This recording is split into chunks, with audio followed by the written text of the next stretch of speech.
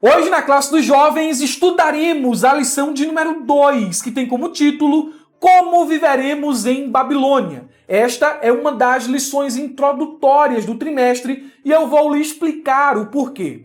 Recapitulando, o livro do profeta Daniel pode ser dividido em duas partes. Primeira parte, capítulo 1 ao capítulo de número 6, conteúdo narrativo. Segunda parte, capítulo 7 ao capítulo de número 12, conteúdo apocalíptico. Consequentemente, a revista também pode ser estruturada em duas partes. A lição 1, a lição de número 9, o contexto é a primeira parte do livro do profeta Daniel. E da lição 10 à lição de número 13, o contexto é a segunda parte do livro do profeta Daniel. Analisando o sumário, percebemos que temos 4 lições introdutórias. A primeira lição, Daniel, uma jornada de fidelidade, a que a gente abordou, na pessoa do Magno Lessa, os aspectos introdutórios do livro do profeta Daniel. Aí vem a lição 2, 3 e 4, como viveremos na Babilônia, conservando os valores e guardando a identidade e uma firme decisão de não se contaminar. Essas 3 lições, elas se fundamentam no capítulo 1 do livro do profeta Daniel.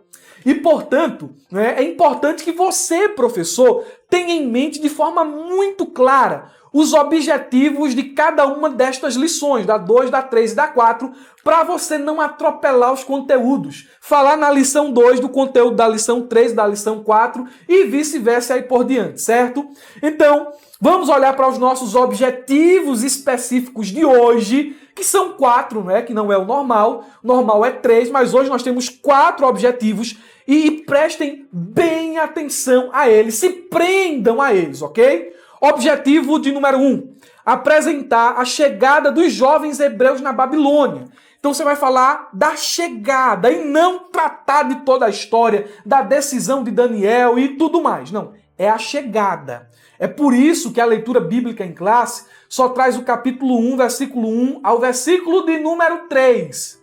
Vamos nos reservar a esses 3 primeiros versículos, principalmente os 2 primeiros, ok? Então, o objetivo de número 2, conhecer as características da imponente cidade. Vamos focar mais em Babilônia hoje. Terceiro objetivo, identificar a cultura e o espírito da Babilônia. E, por fim, compreender como viver e testemunhar na Babilônia. Cumpriremos estas finalidades mediante a explicação e aplicação dos pontos e subpontos que estão na própria lição. Iniciemos com o nosso texto principal, que nos diz: procurai a paz da cidade para onde vos fiz transportar, e orai por ela ao Senhor, porque na sua paz vós tereis paz. Jeremias, capítulo 29, versículo de número 7. Na paráfrase NTLH, o texto diz: trabalhem para o bem da cidade, para onde eu os mandei como prisioneiros. Orem a mim, pedindo em favor dela, pois se ela estiver bem, vocês também estarão bem. Esse texto aqui, ele é carregado de conteúdo histórico. Jeremias, que ainda era vivo no período do profeta Daniel, eles foram contemporâneos, está profetizando em Jerusalém.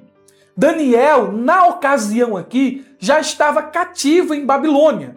E o que foi que aconteceu? Nabucodonosor veio, levou Daniel, levou alguns utensílios do templo, e Babilônia estava em uma crescente descomunal, Estava crescendo de forma irrestrita.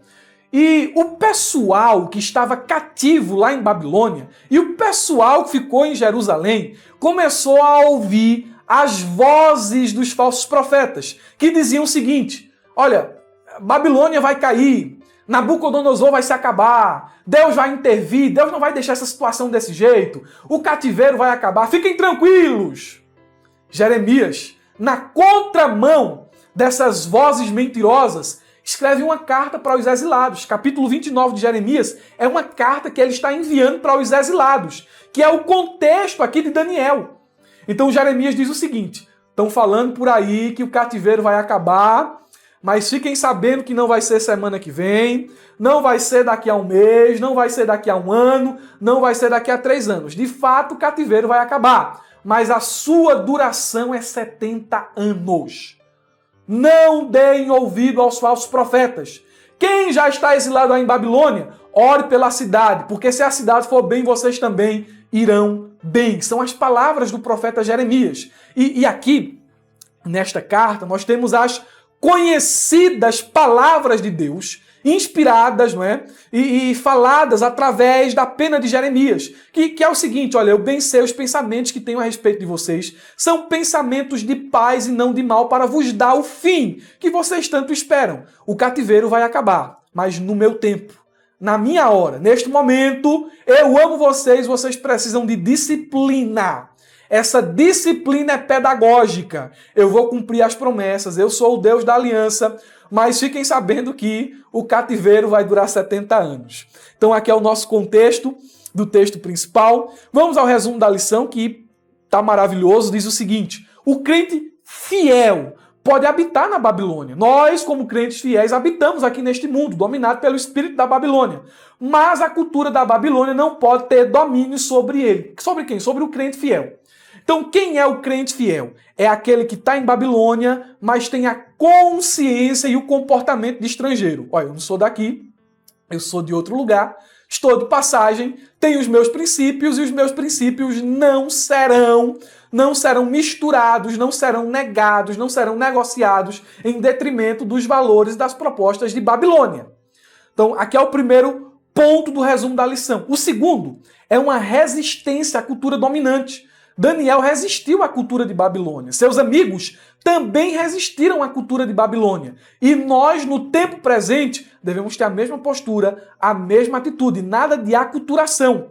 Nada de a cultura deste mundo sobrepor a cultura do céu. Nós somos do céu e não podemos abrir mão dos nossos valores. E em terceiro lugar, nós devemos ser uma testemunha de Cristo aqui neste mundo. O mundo é caído, o mundo está em trevas, o mundo jaz do maligno, o Deus deste século exerce sua influência, mas nós, em meio às trevas, brilhamos como luz. Daniel foi uma luz em Babilônia. Glória a Deus. Vamos à nossa introdução, que nos diz o seguinte: ao chegarem à Babilônia, os jovens hebreus se depararam com um mundo novo e uma cultura completamente distinta de sua terra natal. Era tudo novo. Uma coisa era Jerusalém, por mais que em Jerusalém tivesse problema, e outra coisa completamente diferente é Babilônia, né? Dentro desse ambiente repleto de desafios culturais e morais, como Daniel e seus amigos deveriam viver? Eu respondo: deveriam viver, mesmo neste ambiente hostil de circunstâncias contrárias, fiéis ao Deus de Israel. E assim eles viveram. O livro de Daniel se inicia com uma crise. Estava todo mundo esperando uma intervenção divina. Mas essa intervenção divina não aconteceu. Nabucodonosor prevaleceu, saqueou o templo, levou cativo muita gente e tornou o rei de Jerusalém vassalo. O Deus de Jerusalém estava perdendo batalha? Não. O Deus de Jerusalém é Deus em Jerusalém, é Deus em Babilônia. Ele é aquele que levanta os reis e é aquele que abate os reis. Ele foi quem levantou Nabucodonosor. E quando chegou a hora certa, ele abateu Nabucodonosor. Foi ele quem levantou o Império Babilônico. E quando chegou a hora certa, o Império Babilônico caiu em ruína.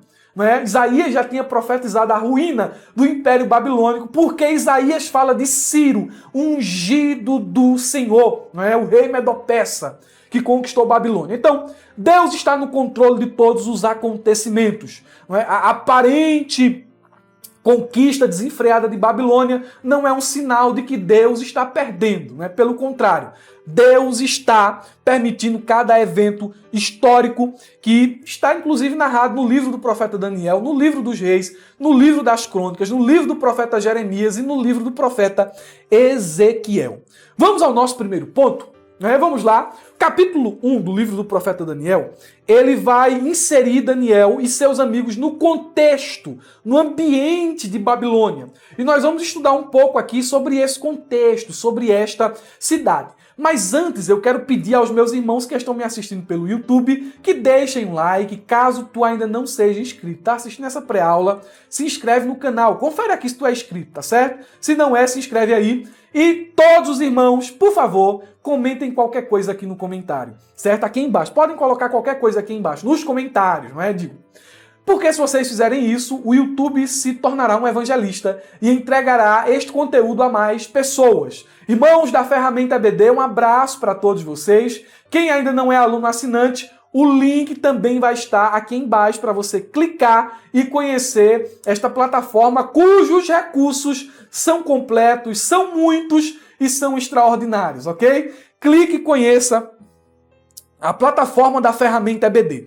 Vamos ao ponto de número 1, a chegada de Daniel e seus amigos na Babilônia.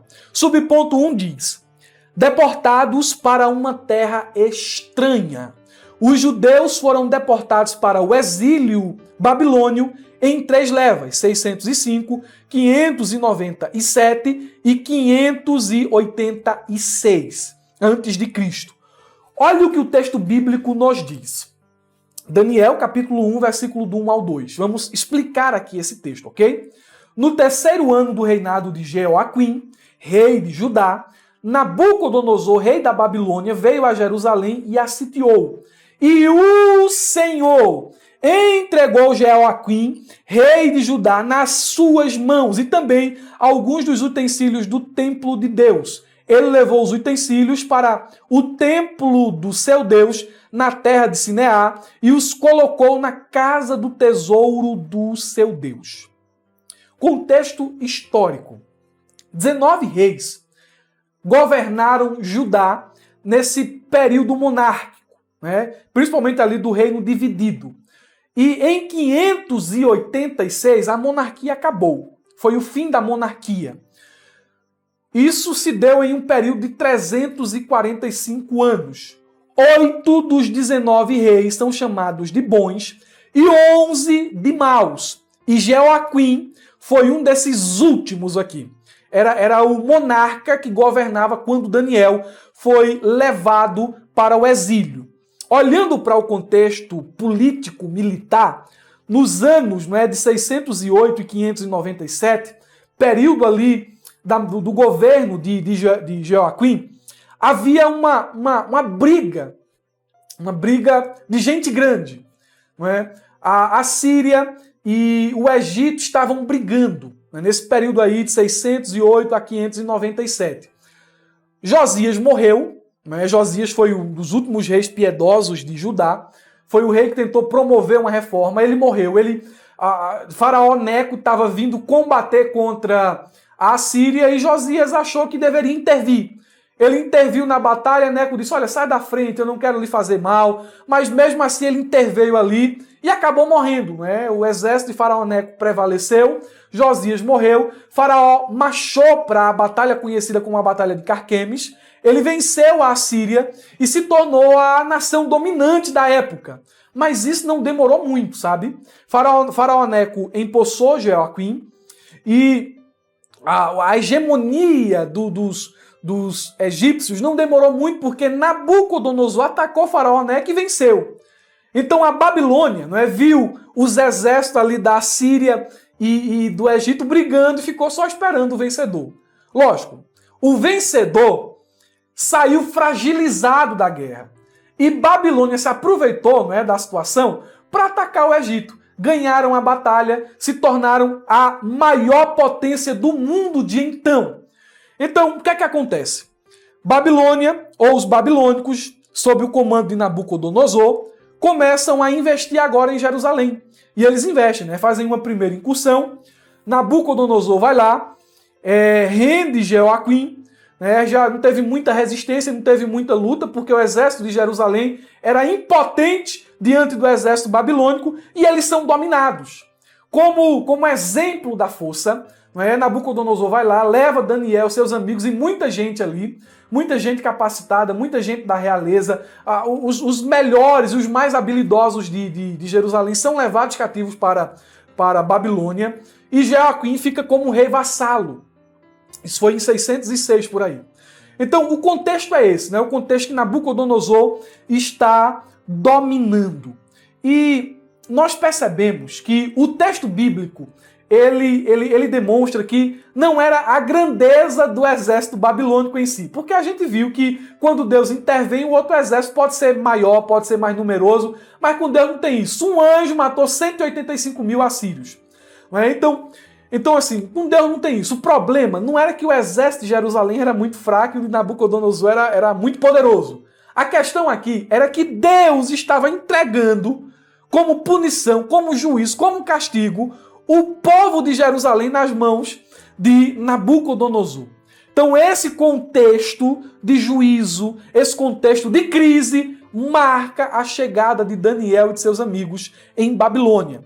O segundo ponto nos diz o seguinte: o jovem Daniel e seus companheiros, a lição diz, Daniel fazia parte desse grupo seleto, juntamente com Ananias, Misael e Azarias. Daniel descendia de uma família da aristocracia, talvez até mesmo pertencesse à linhagem real de Judá. Nessa época tinha provavelmente informação importantíssima, entre 14 e 18 anos de idade. Você pode imaginar o que se passava na cabeça desses jovens, todavia não se deixaram se abater pelas circunstâncias da sua vida. Capítulo 1, versículo 3 ao 6, ou melhor, capítulo 1, versículo 3, versículo 6 diz o seguinte, é a referência bíblica aqui da chegada de Daniel. Depois o rei ordenou a Aspenaz, o chefe dos oficiais da corte, que trouxesse alguns dos israelitas da família real e da nobreza. Entre esses estavam alguns que vieram de Judá, Daniel, Ananias, Misael e Azarias. O que me chama a atenção aqui é que Daniel tinha entre 14 a 16 anos. Provavelmente ele nasceu ali no período ali que Josias estava promovendo aquele avivamento espiritual em Jerusalém. Era uma pessoa muito nova. E olha, irmãos, o grau de maturidade de Daniel e desses rapazes aqui é impressionante. Os jovens de hoje, 14, os adolescentes, né? E até os homens de hoje parecem meninos. É joguinho, é não sei o quê. Vou usar uma expressão aqui pesada, é uma bestalhação. Não é? É uma idiotice assim, sem tamanha falta de maturidade que assusta, que assombra. Esses rapazes aqui, com 14 a 15 anos, já têm maturidade suficiente para saber o que é certo e o que é errado. E tem muito pai, muito bestão. É só um adolescente, é só um menininho. Deixa o bichinho, deixa a bichinha. Tá na flor daqui, conversa, rapaz. Daniel, com essa idade aqui, já tinha maturidade suficiente para ter postura, para ter decisão, para fazer escolha importante. Olha, a gente não para pensar. Eu tenho 31 anos. E a gente não para pensar que Jesus iniciou seu ministério com 30. Quando Jesus iniciou seu ministério, ele era mais novo que eu. João provavelmente tinha 25, 28 anos, já que ele morreu lá por volta do ano 100. Então, a idade aqui é um fator interessante, porque mostra a alta maturidade que esse pessoal tinha. Se você tiver só em Instagram, só em YouTube, só em joguinho de celular, só assistindo esse besterol, né, da maioria desses podcasts que aí aparece, desses influencers aí que influência não tem de nada, não é? Se você só vive disso aí, você vai ser um menino para sempre. A gente precisa de maturidade. Maturidade de verdade vem da vida prática, vem de olhar a palavra de Deus, vem da realidade. Nós precisamos de realidade. Joséfo, ele diz que Daniel e seus amigos eram membros da família real de Zedequias, mas isso aqui permanece incerto, né? É um dado histórico de Joséfo, mas a gente não pode aqui afirmar com certeza. Mas é interessante, ok? E o que vale dizer aqui é que eles chegaram em Babilônia novos, mas com princípios. Eles chegaram lá com princípios. Eu acho isso fantástico, porque Daniel... o pessoal diz assim, olha, uma coisa é ser fiel em Jerusalém, outra coisa é ser fiel em Babilônia. Tá certo, correto. Só que Jerusalém já não via bem espiritualmente.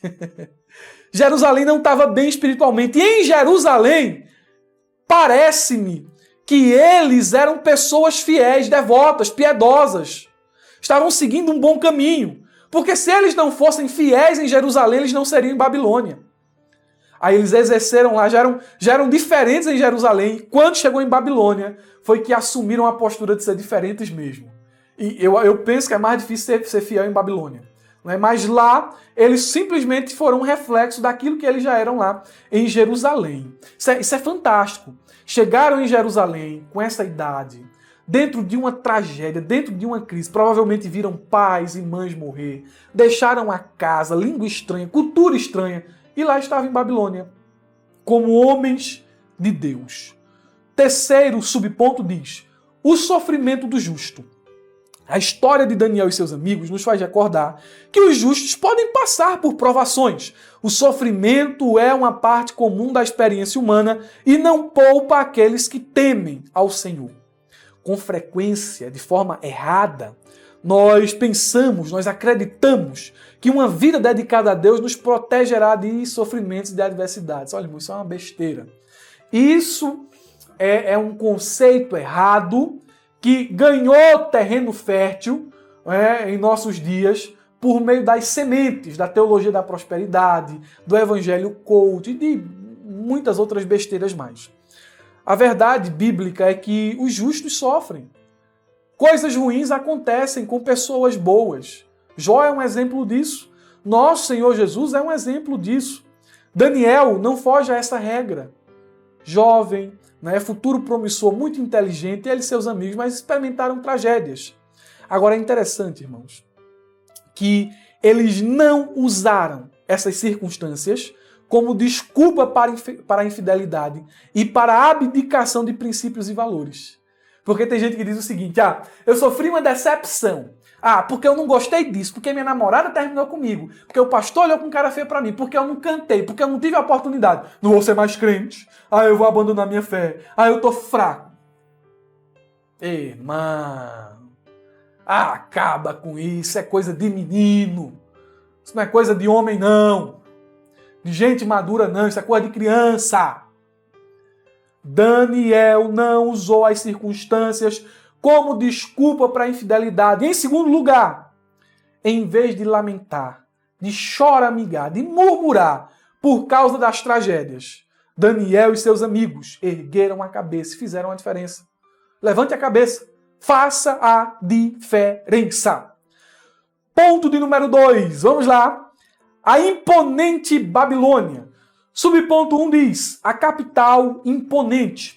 Babilônia, localizada às margens do rio Eufrates, era uma cidade-estado rica e servia como um importante centro comercial entre o Oriente e o Ocidente. Os jovens possivelmente ficaram admirados com sua grandiosidade, a maior da época. Distante de Jerusalém, cerca de 1.500 quilômetros, era fácil alguém ser seduzido por seu luxo e opulência. É igual um matuto como eu aqui do sertão sair para uma cidade feita São Paulo, para uma cidade feita Nova York, para uma cidade feita Dubai, para uma cidade feita... me esqueci agora, a cidade lá do Japão, e ficar admirado com aquilo ali. Porque aqui a gente vive no simples e de repente ter esse choque de realidade. É uma coisa que causa um choque de realidade. Eu me sinto assim. Eu acho que eu me sentiria assim. E é interessante que esse termo Babilônia se refere à capital. Ok, é o nome da capital. Mas também se refere a todo o território dominado por eles. Não é? Ali o território de Babilônia. E em Babilônia nós tínhamos a capital que chamava Babilônia. E no imaginário popular, fazendo uma associação com um evento de Gênesis 11:9, a confusão das línguas, nós entendemos que Babel significa confusão. Babilônia, terra da confusão. Babilônia, Babel, confusão. Ok. Isso aqui é por associação, uma definição que nós damos à Babilônia, que nós damos à terra de Siná. Ok? Só que o significado propriamente de Babilônia, isso na ótica, no sentido da palavra mesmo, e na ótica do pessoal de Babilônia, era diferente. Babilônia significa, cadê aqui? Porta dos deuses. Babilônia significa porta dos deuses. Outros nomes da cidade que surgem nos textos babilônicos é Tin-Tir-Ki, vida das árvores, ou sede da vida, e Eik, lugar de canais. Então o sentido de Babilônia para os babilônicos não é confusão. Porta dos deuses, sede da vida, um nome muito bonito. Eu achei interessante falar isso aqui para os irmãos nesse subponto. Subponto 2, a ostentação da cidade. A lição diz: toda a exuberância das obras arquitetônicas era uma forma de representar o poder do império. Nabucodonosor queria ostentar sua força e riqueza por meio de coisas materiais e de suas realizações, relembrando a fundação original da cidade. Então, meus irmãos, Babilônia, na época de Daniel, era uma cidade em aspectos de arquitetura, de cultura, de comércio, uma coisa extraordinária. É o que São Paulo é hoje para o Brasil. É uma coisa assim fora da curva. A cidade, ela era monumental, ela era imponente, ela tinha muralhas tão altas e tão largas que um carro passava por cima. Os palácios de Babilônia eram luxuosos, os templos dos deuses de Babilônia eram enormes. Tínhamos lá também os jardins suspensos, que foi considerado uma das 7 maravilhas do mundo antigo. Simbolizava a riqueza e o engenho da engenharia babilônica. O comércio e a economia de Babilônia era uma coisa assim estrondosa. O comércio de Babilônia era muito grande, porque a cidade era fértil. Ela ficava entre rios, não é? O rio Eufrates, o grande rio Eufrates, passava por Babilônia. Então havia exportação, havia importação, havia ali a terra fértil para plantar, para produzir. Babilônia era uma coisa extraordinária. O poderio militar de Babilônia nem se fala. Não é? O exército de Babilônia era bem treinado. Seus soldados eram renomados. E esse exército obteve muitas proezas militares. Então, em todos os aspectos, Babilônia era admirável. E Daniel e seus amigos chegaram nessa cidade, não é, grande, nessa cidade magnífica. Subponto 3 fala, uma cultura pagã. A lição diz, os babilônios atribuíam grande importância à sua religião. Acreditavam que os deuses governavam todos os aspectos da vida, desde os assuntos cotidianos até os eventos cósmicos. A atmosfera da cidade era impregnada pelo paganismo e politeísmo. A lição foca nos aspectos negativos. Me permita falar aqui dos aspectos positivos, se é que podemos chamá-los de positivos. Babilônia se tornou o berço do saber. As pessoas mais intelectuais de todas as nações estavam em Babilônia na época de Daniel. Então olha o contexto que Daniel é inserido. Isso aqui é importante, porque Daniel ser tido como sábio em Babilônia é muito relevante. Daniel foi um dos homens, ou se não o homem mais sábio de sua época. Porque lá em Babilônia ele se destacou. E lá havia sábios de todas as nações. Os babilônicos eles eram conhecidos, não é, pelo Código de Hammurabi, que é um dos códigos jurídicos mais antigos e mais reverenciados do mundo. Os avanços científicos em Babilônia eram extraordinários. Eles se destacaram por suas contribuições à matemática, astronomia e medicina. Desenvolveram o sistema sexagesimal complexo, previram eclipse com precisão e realizavam cirurgias avançadas para a época. Então, o avanço lá era uma coisa fora do comum, certo? Porém, tem um aspecto negativo. Porque toda a cultura, essa cultura que chama atenção, essa cultura desenvolvida, essa cultura crescente, tinha aspectos negativos, porque os babilônicos eram politeístas, adoravam a vários deuses, eram idólatras, eles frequentemente ofereciam sacrifícios de animais e até sacrifícios humanos, dependendo da ocasião, se era ocasião de guerra, se era ocasião de crise, eles ofereciam sacrifícios humanos. Era um povo de religiosidade controversa, porque havia a prostituição sagrada, havia o sacrifício de gente, não é? de pessoas lá, coisa terrível. Havia prática de feitiçaria e de magia negra, ocultismo, astrologia, tudo isso fazia parte da cultura de Babilônia. E isto era ensinado nas faculdades de Babilônia. Olha que interessante. É nesse contexto que Daniel é inserido. Nosso propósito aqui, nesta lição de número 2, é mostrar justamente isso. Como Babilônia é por dentro. Então, quando Daniel chegava em uma faculdade de Babilônia, ele ia aprender matemática. É excelente. Nada de errado com isso. Mas ele também ia aprender astrologia, estudar os astros. Estudar os astros de forma mística. Isso aqui ele devia rejeitar. Então, Daniel ele é inserido, Daniel e seus amigos são inseridos nesse contexto. Terceiro ponto, a cultura e o espírito da Babilônia.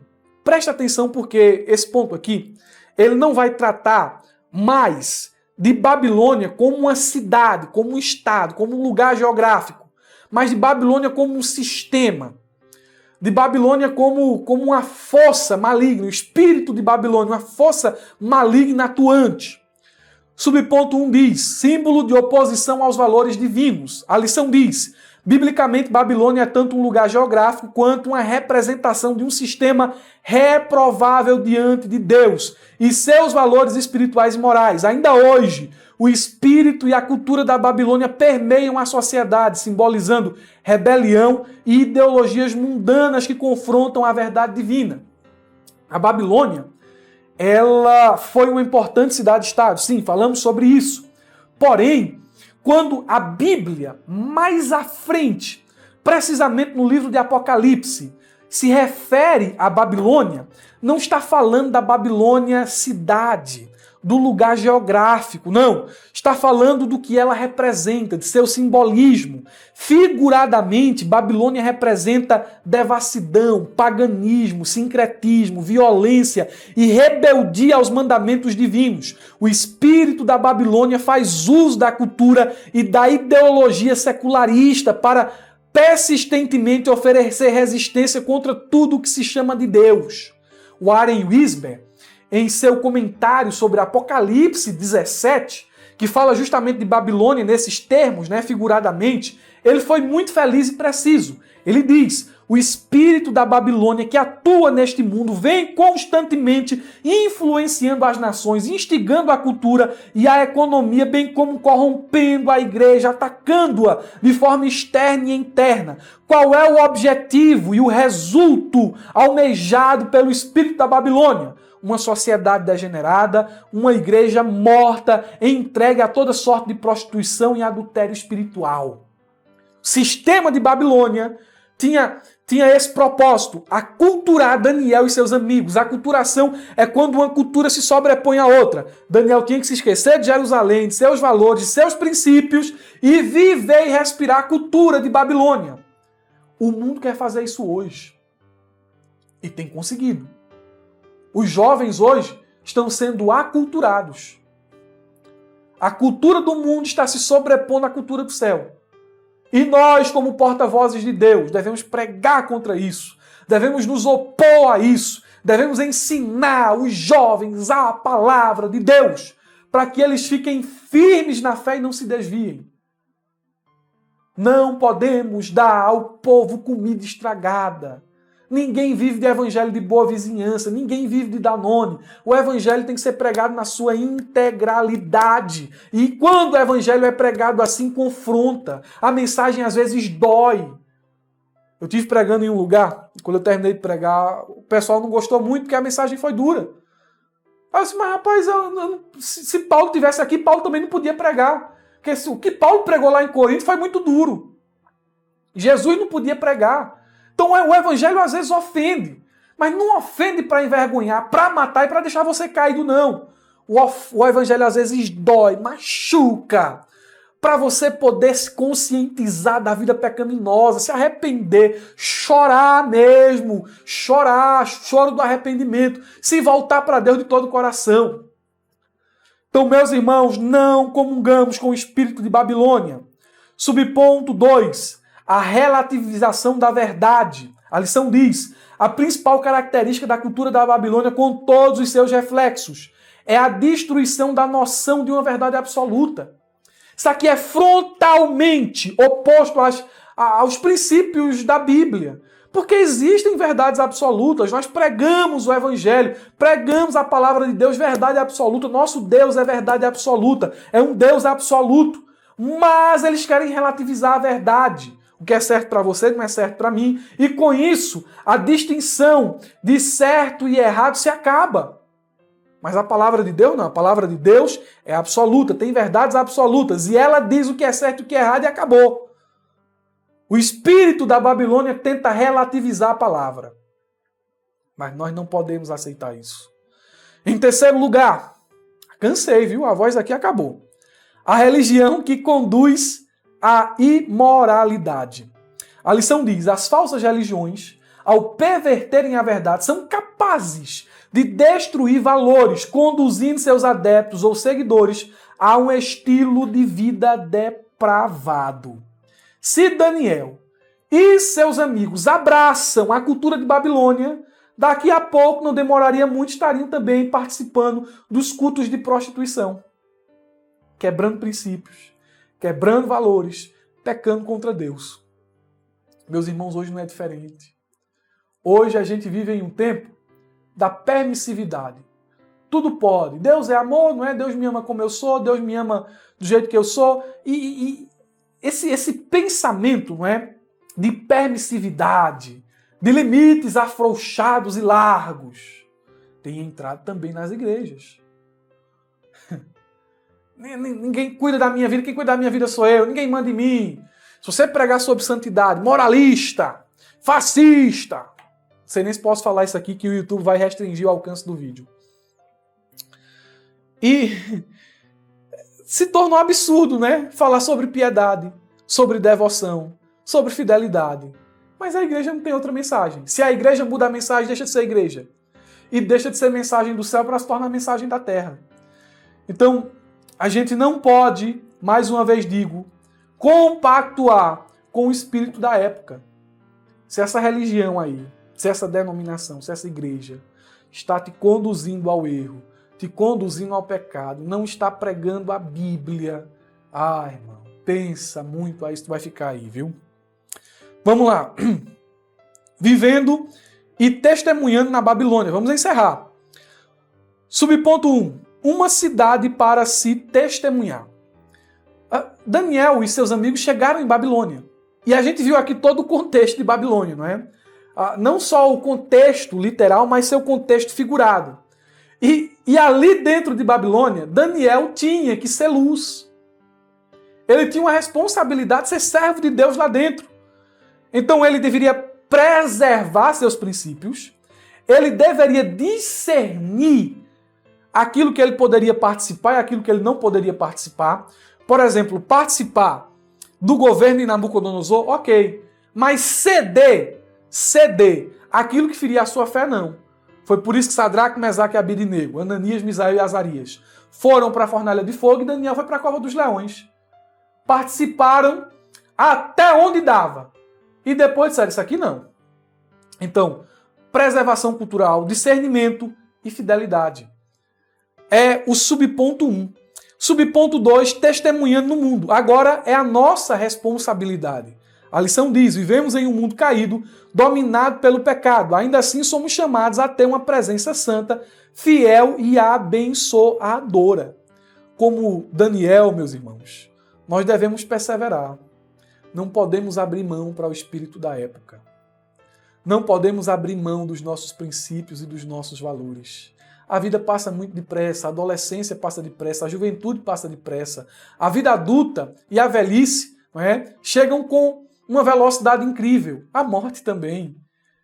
E a gente precisa, nesse espaço de tempo aqui que vivemos, não é, nesse pequeno espaço de tempo que vivemos, procurar com todas as nossas forças, ser fiéis a Deus. Não só de palavras, mas também com ações. Seja fiel. Bom, Murilo, você não sabe como é difícil aqui na escola, você não sabe como é difícil aqui na minha cidade, você não sabe como é difícil aqui na minha casa. Irmão, olha para a história de Daniel. Tu não sabe o tanto que foi difícil para Daniel, para Ananias, Azarias e Misael. Mas eles foram fiéis. Deus vai lhe ajudar a ser fiel. Chame sua classe para um momento de reflexão e de oração. Peça, não é? Ore, interceda por eles, peça a Deus por eles, para que o Senhor os conserve nas universidades de hoje, campos de guerra e batalha. Interceda, né, que para nessa era digital, de vida digital, não é vida virtual, eles guardem a fé. Amém, meus irmãos? Deus abençoe. Na próxima aula, nós vamos falar sobre conservando os valores e guardando a identidade. Falaremos sobre isso aqui na próxima aula com mais detalhes. Espero vocês lá. Um ótimo final de semana, uma ótima aula de escola bíblica dominical. Oreis por mim, que gastei minha garganta aqui agora. Ok? Já tá ardendo aqui, estou quase sem voz. Mas, graças a Deus, terminamos a aula. Não se esqueçam, abra a jaula.